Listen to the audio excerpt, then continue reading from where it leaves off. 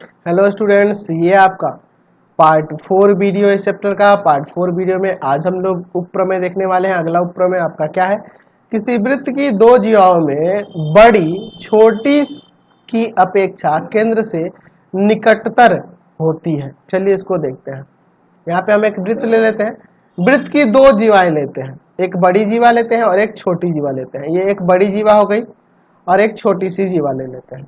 ठीक है, एक बड़ी जीवा है और एक छोटी जीवा है। इसको बड़ी वाली को ए बी नाम दे देते हैं और छोटी वाली को सी डी नाम दे देते हैं। और वृत्त का केंद्र यहाँ पर ओ ले लेते हैं। ओ यहाँ वृत्त का केंद्र है। तो हमें क्या दिखाना है कि जो बड़ी जीवा होती है ना, वह केंद्र से निकटतर होती है। देख रहे हैं ना। और यह छोटी जीवा जो होती है केंद्र से दूर होती है। देख लो, जाहिर सी बात है, दिख रहा है, दूरी आपको दिख रही है। यह दूरी कम है और यह दूरी ज्यादा है। तो यही हमें साबित करके दिखाना है। इसको m मान लेते हैं, यहाँ पे मैं n ले लेता हूँ। ठीक है, चलिए ये यहाँ n लिया। तो अब इसके बाद देखिए, हमारे पास दिया है ओ वृत्त का केंद्र है। ओ वृत्त का केंद्र है। ओ वृत्त का केंद्र है। अच्छा, ए बी तथा सी डी जीवाएं हैं। ए बी तथा सी डी जीवाएं हैं। ए बी और सी डी क्या है? जीवाएं हैं। और ए बी जीवा जो है ना, बड़ी है सी डी जीवा से। ठीक है। और यहाँ पे देख रहे हैं कि ओ एम लंब हम लोग ए बी खींचे हैं और ओ एन लंब सी डी खींचे हैं। तो सिद्ध करना है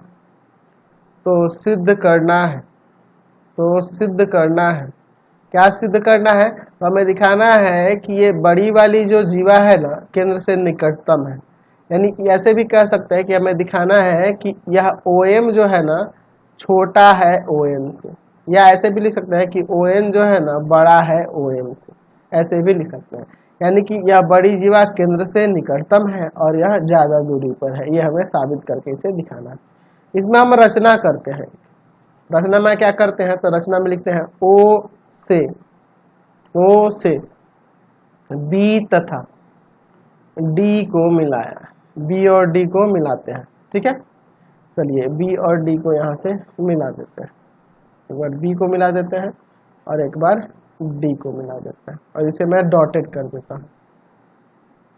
ठीक है, इसे मैं डॉटेड कर देता हूँ। चलिए अब इसका प्रमाण देखो। ठीक है, अब इसका प्रमाण देखते हैं। चलिए, हमारे पास दिया है कि ए बी बड़ा है सी डी से, दिया है। ठीक है, अब लिखते हैं 1/2 से गुणा करने पर, 1/2 से गुणा करने पर, 1/2 से गुणा करेंगे तो 1/2 ए बी बड़ा हो जाएगा 1/2 सी डी से। ठीक है, अब देखिए हम लोग जानते हैं कि वृत्त के केंद्र से जीवा पर डाला गया लंब जीवा को समद्विभाजित करता है। यानी दो बराबर भागों में बांटता है। ठीक है, तो यहाँ से यह जो लंब डाला गया है इसको समद्विभाजित करता है। यानी कि ए बी का आधा हम लोग यहाँ BM लिख सकते हैं। ए बी का आधा BM लिख सकते हैं, क्योंकि यहाँ M A B का मध्य बिंदु होगा, क्योंकि OM यहाँ लंब समद्विभाजक है AB का। ठीक है, तो यहाँ पे इसके जगह BM लिख देते हैं और इसके जगह पे मैं यहाँ DN लिख देता हूँ। ठीक है, अब यहाँ पर मैं दोनों तरफ वर्ग कर देता हूँ। दोनों तरफ वर्ग करने पर तो वर्ग करिएगा तो BM square is greater then DN square हो जाएगा। ठीक है, अच्छा, अगर मैं इस समकोण त्रिभुज में देखूं तो यह आधार हो जाएगा BM। तो आधार बराबर कर्ण का स्क्वायर माइनस लंब का स्क्वायर, यानी OB square minus OM square हो जाएगा। ठीक है, यहाँ आ जाएगा OB square minus OM square. और यहाँ पर इसके जगह पे क्या आ जाएगा जी? तो इसके जगह पर आ जाएगा OD square minus ON square. देख रहे हैं ना, DN स्क्वायर बराबर कर्ण का स्क्वायर माइनस लंब का स्क्वायर हो जाएगा। ठीक है, चलिए अब देखिए यहाँ पे हम लोग आगे देख सकते हैं। एक काम करते हैं, यहाँ पे हम लोग कह सकते हैं इसको इधर भेज दे, ऐसे कर सकते हैं ना। O B square minus O M square, ठीक है। तो ये ओ एम को उधर भेज देते हैं, कोई दिक्कत नहीं है, और इसको इधर भेज देते हैं। ये इधर आके प्लस का हो जाएगा और ये उधर जाके प्लस का हो जाएगा, ठीक है, कोई दिक्कत नहीं ना है। चलिए अब देखो, चूंकि आप यहाँ कह सकते हैं कि ओ बी जो होगा ना, ओ बी वह ओ डी के बराबर होगा। वृत्त की त्रिज्याएं हैं तो बराबर होंगी, वृत्त की त्रिज्याएं हैं इसलिए आपस में बराबर होंगी। देख रहे हैं ना, ओ बी और ओ डी बराबर होगा। तो यहाँ पे ओ बी हटाकर मैं ओ डी लिख सकता हूँ, तो ओ डी स्क्वायर प्लस में O N square is greater than O D square plus में ओ एम स्क्वायर। तो ओ डी स्क्वायर कट जाएगा, और दोनों तरफ स्क्वायर है तो स्क्वायर से स्क्वायर हटा देंगे, तो यहाँ पे आ जाएगा O N is greater than O M. यही ना हमें दिखाना था, तो हमारा प्रमाणित हो गया। यानी कि हमें यहाँ से ये सीखे कि अगर किसी वृत्त के अंदर बड़ी जीवा और छोटी जीवा में देखी जाएगी, तो बड़ी जीवा जो होती है ना, बड़ी जीवा केंद्र से निकटतम होती है, केंद्र से निकटतम होती है, और जो छोटी जीवा होती है केंद्र से अधिक दूरी पर होती है। हमें ये पता चला, ठीक है। चलिए अगला उप प्रमेय देखते हैं क्या है। किसी वृत्त के किन्हीं दो जीवाओं में जो केंद्र से निकटतर होती है वह दूर वाली से बड़ी होती है, ठीक है। चलिए देखते हैं, यहाँ पे एक आपका वृत्त हो गया, समझ लीजिए पहले इसको। वृत्त के अंदर किन्हीं दो जीवाओं, मान लीजिए मैं एक यहाँ पे ये जीवा लेता हूँ और दूसरी जीवा यहाँ पे लेता हूँ, ये दो जीवाएं होंगी, इनका नाम यहाँ देते हैं। एक का नाम है आपका ए बी और दूसरे का नाम मैं यहाँ पे सी डी ले लेता हूँ। ए बी और सी डी यहाँ पे दो जीवा है, और यहाँ मैं वृत्त का केंद्र ओ ले लेता हूँ। यह ओ जो है वृत्त का केंद्र है। तो क्या कह रहा है, दो जीवा में जो केंद्र के निकट होती है, तो देखो तो यह वाली जीवा केंद्र के निकट दिख रही है, केंद्र के निकट दिख रही है, और यह वाली केंद्र से दूर दिख रही है ना। एक केंद्र के निकट दिख रही है एक जीवा, और दूसरी जो है केंद्र से दूर दिख रही है। तो यहाँ OM जो है ना, OM निकट जीवा, OM जो है ना, ये OM देख रहे हैं छोटा है OM से। क्यों? क्योंकि यह वाली जीवा केंद्र के निकट है और यह वाली केंद्र से दूर है, यानी कि ON बड़ा हो जाएगा OM से, या OM छोटा हो जाएगा OM से, ठीक है। तो हमें दिखाना है कि वह दूर वाली से बड़ी होती है, यानी कि यह दूर वाली जो जीवा है इससे यह वाली जीवा बड़ी होगी, ए बी सी डी से बड़ी होगी, ये हमें दिखाना है। मतलब पिछला जो प्रमेय देखे थे ना, उसी का यह विलोम जैसा है। उसमें था कि जो जीवा बड़ी होती है वो केंद्र के निकट होती है, और इस उपप्रमेय में क्या है कि जो केंद्र के निकट होगी जीवा वह बड़ी होती है, जो केंद्र के निकट होती है वह क्या होती है, छोटी, दूर वाली से बड़ी होती है। चलिए देखते हैं, दिया क्या है, दिया है ओ वृत्त का केंद्र है, ओ वृत्त का केंद्र है। अच्छा, और क्या है, ए बी तथा सी डी जीवाएं हैं, ए बी तथा सी डी जीवाएं हैं, ठीक है। और यहाँ पे यह दिया है ओ एम लंब है ए बी और ओ एन लंब है सी डी, और यहाँ यह कह रहा है कि ओ एन बड़ा है ओ एम से, ठीक है, ओ एन बड़ा है ओ एम से। वही ना कह रहा है कि जो केंद्र से निकट होती है, तो यानी कि जैसे यह वाली केंद्र से निकट है, यानी कि यह वाली लंबाई इसके अपेक्षा बड़ी हुई, तो सिद्ध करना है, तो सिद्ध करना है, तो सिद्ध करना है, क्या सिद्ध करना है कि ए बी जो है ना बड़ा है सी डी से। पिछले उप प्रमेय का उल्टा दिख रहा है ना। इसमें एक रचना करते हैं, उसी तरह ओ से बी तथा डी को मिलाया, बी तथा डी को मिलाया, ठीक है। चलिए अब इसके बाद देखते हैं, इसको यहाँ पर और इसको यहाँ पर इस तरह से हम मिला देते हैं। चूंकि ये रचना है तो इसे मुझे डॉटेड ही देखना होगा, ये डॉटेड ही रहेगी आपकी, ठीक है। तो इसको डॉटेड रखते हैं। चलो तो देखते हैं इसका प्रमाण हम लोग यहाँ पे। यार ना बहुत ही इंटरेस्टिंग, ये सारे जितने भी प्रमेय उप प्रमेय दिए है ना बहुत ही इंटरेस्टिंग है। आपका यहाँ पे ओ एन बड़ा है ओ एम से, ये तो दिया है। अच्छा, दोनों तरफ वर्ग कर दो, तो दोनों तरफ वर्ग करने पर तो हो जाएगा O N square is greater than O M square, यही ना हो जाएगा। अब देखिए यहाँ पे मैं यहाँ पे देख रहा हूँ ओ एन स्क्वायर की बात करूँ, ओ एन स्क्वायर की बात करूँ, तो अगर मैं इस समकोण त्रिभुज में देखूँ तो लंब का स्क्वायर किसके बराबर होगा, कर्ण का स्क्वायर माइनस आधार का स्क्वायर। यानी कि यहाँ पे मैं लिख सकता हूँ ओ डी स्क्वायर माइनस में डी एन स्क्वायर, और ओ एम स्क्वायर के लिए मैं लिख सकता हूँ O B square minus B M square, ऐसे लिख सकता हूं ना, बिल्कुल लिख सकते हैं। अब देखिए एक काम करते हैं, इसको उधर लेके चल जाते हैं और इसको इधर लाते हैं, तो ओ डी स्क्वायर प्लस में B M square is greater than O B square plus में डी एन स्क्वायर।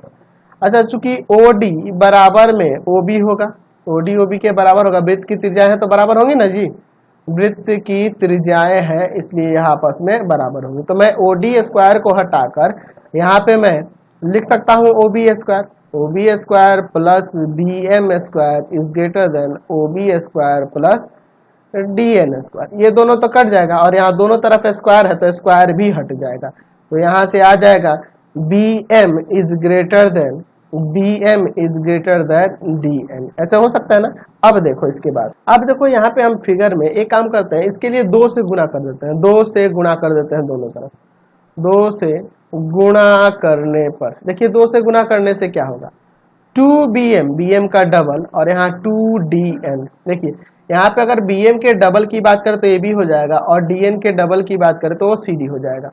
अब कहोगे कि सर कैसे, तो यहाँ पे हम लोग पहले पढ़े हुए हैं, यहाँ पे मैं लिख देता हूँ, लिख सकते हैं कि वृत्त के केंद्र से जीवा पर डाला गया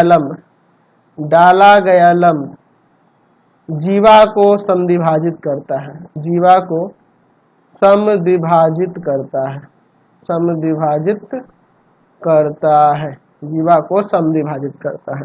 तो जाहिर सी बात है यह इसको समद्विभाजित करता है तो ये इसके बराबर होगा, यानी कि यह bm पूरे का आधा होगा, यानी कि इसका 2 गुना ए भी हो जाएगा और इसका 2 गुना सी डी हो जाएगा। तो ये हमारा प्रमाणित हो गया। चलते हैं अगले उपप्रमेय पे। चलिए अगला उपप्रमेय देखिए क्या कह रहा है कि वृत्त अपने व्यास पर सममित होता है। सममित का मतलब होता है सिमेट्रिक, यानी 2 बराबर खंडों में बढ़ जाता है व्यास के द्वारा, ये हमें साबित करना है। जैसे यह आपका एक वृत्त हुआ और वृत्त का अगर मैं एक व्यास खींच देता हूँ, ठीक है, मान लीजिए यह एक वृत्त का व्यास हो गया, तो यह व्यास जो है ना इसे 2 सममित है ना, इसे सिमेट्रिक कर देता है। सिमेट्रिक कहने का मतलब यह है कि ये 2 बराबर खंडों में बढ़ जाते हैं।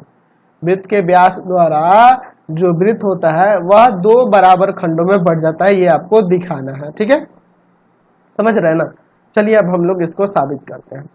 मैं यहाँ पे लिखता हूं दिया है ओ वृत्त का केंद्र है तथा ए बी वृत्त का व्यास है, ठीक है। तो सिद्ध करना है,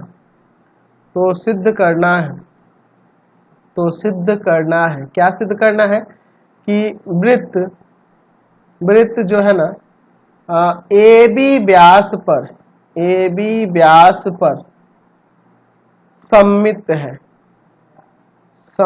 है, ये हमें साबित करना है। सममित यानी कि यह 2 बराबर खंडों में ऐसे बट जा रहा है। चलिए तो इसमें थोड़ी सी रचना करनी होगी।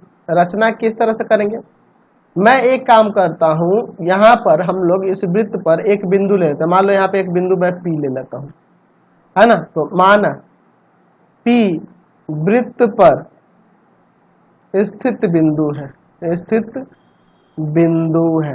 पर स्थित बिंदु है।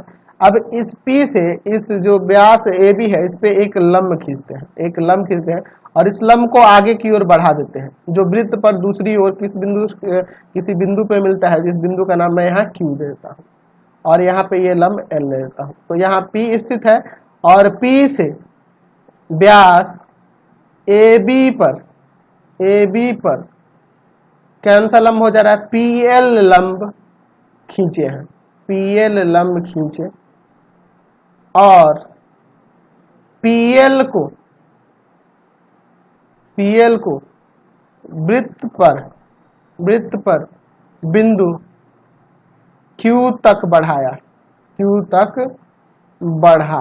ठीक है। अब क्या करते हैं, अब एक काम करते हैं, इस P से O को और P से O से Q को, इन दोनों को मिलाते हैं, ठीक है। तो ये हमारी रचना है। तो चाहे तो आप इसे डॉटेड दिखा सकते हैं, इसको भी चाहे डॉटेड चाहे नहीं भी दिखाएंगे तो कोई दिक्कत नहीं है। तो O से P तथा Q को मिलाया, इन दोनों को मिला देते हैं, ठीक है। चलिए अब इसका प्रमाण देखिए, त्रिभुज POL तथा त्रिभुज QOL में, इन दोनों त्रिभुजों को हम लोग यहाँ पे सर्वांग करते हैं।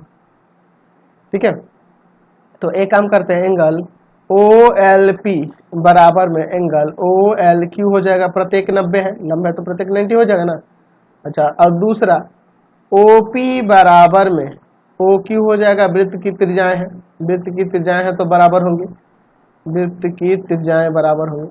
और तीसरा चीज यहाँ पे लिख सकते हैं OL बराबर में OL, उभयनिष्ठ, उभयनिष्ठ। तो त्रिभुज सर्वांगसम हो जाएगा कि नहीं यहाँ से, चलिए तो त्रिभुज यहाँ पे सर्वांगसम हो जाएगा। तो त्रिभुज POL सर्वांगसम हो जाएगा त्रिभुज QOL के, सर्वांगसम हो गया RHS से, राइट हाइपोटेनस साइड सर्वांग समता से।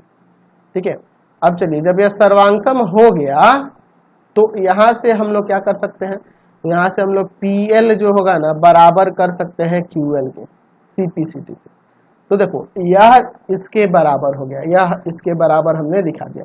अच्छा, जब यह इसके बराबर है तो यदि हम इस व्यास को, व्यास के रेस्पेक्ट में इसको इधर मोड़े, इसको मोड़ेंगे तो P और Q एक दूसरे के ऊपर आ जाएंगे, है ना।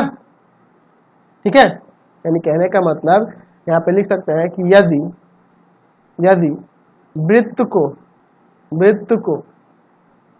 को AB पर मोड़ा जाए, व्यास AB पर मोड़ा जाए तो बिंदु P बिंदु Q पर पड़ेगा, बिंदु Q पर पड़ेगा। ठीक है, बिंदु P जो है बिंदु Q पर पड़ेगा, जाहिर सी बात है मोड़ेंगे तो उस पर पड़ेगा। अतः यहाँ से यह साबित हो गया, कि ये जो आपका चाप APB और AQB अगर इसको ऐसे मोड़ा जाएगा तो इस पे का प्रत्येक बिंदु इसके प्रत्येक बिंदु पर पड़ेगा, है ना। चाप APB तथा APB का प्रत्येक बिंदु इस चाप पर स्थित प्रत्येक बिंदु, कौन सा, APB पर स्थित प्रत्येक बिंदु, इस पर कोई भी बिंदु लेंगे वह आपके इस चाप AQB पर पड़ेगा, चाप AQB पर पड़ेगा। इसलिए वृत्त व्यास AB पर सममित है, यह साबित हो गया। ठीक है, तो यही तो हमें साबित करना था। तो आपका सारे प्रमेय खत्म हो गए। नेक्स्ट वीडियो में हम लोग चलेंगे अब सीधे एक्सरसाइज में, और वहां जाके जितने भी क्वेश्चन है उन सबको सॉल्व करने वाले। तो फिलहाल इस वीडियो में इतना ही, नेक्स्ट वीडियो में मिलते हैं और इससे रिलेटेड क्वेश्चन देखते हैं। आप मेरे चैनल पाथफाइंडर क्लासेस छपरा को तो सब्सक्राइब कर लेंगे, पाथफाइंडर क्लासेस छपरा इसको सब्सक्राइब कर लेंगे। उसके साथ साथ आप भारती भवन रविकांत